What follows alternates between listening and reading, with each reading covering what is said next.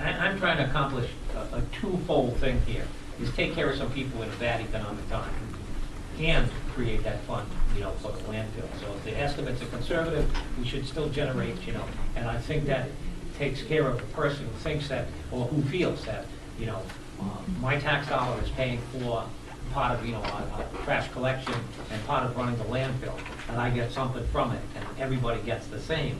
I get to place one bag of trash out every week, for us to collect and continue to collect. We're saying we have too much trash going into the landfill. We know we're going to get, we should be getting a flat amount. And the problem is when you go by and you see 6 and 8 and 10 bags, that you can tell that those people aren't probably recycling to the level they should. And I would like to see us do something like that which accommodates everyone. Again, this is a startup program. Being a startup program, we get to see how it plays out. And amendments can be made to it, and if that doesn't work for whatever reason, we get to modify it. But well, I certainly am prepared to compromise if we track it for about 6 months or even a year. But I do think that, or I'd compromise and say the 168 should be used for the landfill operation. At least give that as an offset. So I propose that as an alternative as we think about this. I think the only, if I could just add one more comment. I think this is one note that we came out with from the committee is we don't want to go back in 5 or 6 years and try to explain to people why we don't have enough money. It would be an impossible task. If we're going to impose this, it's a fee, we can call it another tax. We can't go back in 5 or 6 years and try to explain, we still didn't make it. This has to work. And then I guess our concern is being very conservative about it. Is that, gee, every time somebody talks about putting the money somewhere else, that's another another concern that we may not make our goal in that 5 or 6 year period. You understand my position? Oh yeah, no, I think it makes sense. Yeah. I mean, I would love it, and the committee would love it if we came back and said, God, this thing is a rare, roaring success, a cash cow. I'd like to play a little bit more. I want to be conservative also. I want it to do its intended purpose, which is to increase recycling and decrease trash in the landfill. I kind of hope it's not the roaring success and the landfill gets extended by 5 or 6 years because we take less trash in. To say if we're a roaring success, that means that people are still throwing the same amount of trash into the landfill, and we're generating money off that, but one is not helping us offset the other. So I see. You're right.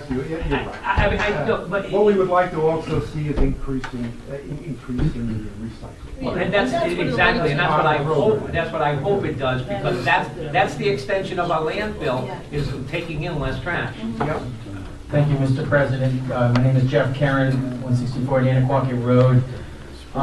One comment I have on the proposal that Ms. Durfee made is that I've thought about this quite a bit, and if it's not done properly, and if the landfill operational expenses are pulled out of the docket, so to speak, and covered by this restricted account every year, then effectively what's happened is that the pay-per-throw money is being used to circumvent the cap, because now there's more room in the cap, and a whole bunch of expenses the town had are now gone to another little place.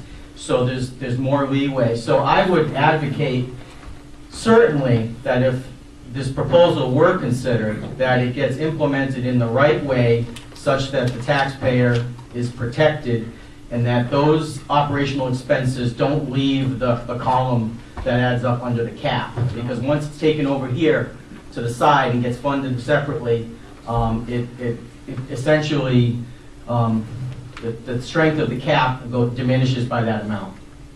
So that's my comment, is that if it's done, it's got to be done right, and it's going to take quite a bit of thought, I think, to work that through. Probably more than we have time for tonight. Thank you. Look, Mr. Karen, I can tell you that there has no relationship really to the cap. The cap is a percentage of the levy, And as the town is faced with reval, with declining state revenues, with the need perhaps to furlough people, with all the litany of things that we are going through, some expenses that we do have to encounter, state, we have to go through a reval. We will be looking for certain monies. I would put all of it in a restricted account. That's not my point. But my point is that if you're going to be charging a fee, then at least free up those tax dollars that the taxpayers would otherwise pay, and use those monies as for needs as we come down the pipe. If we free up $300,000 in the course of a year,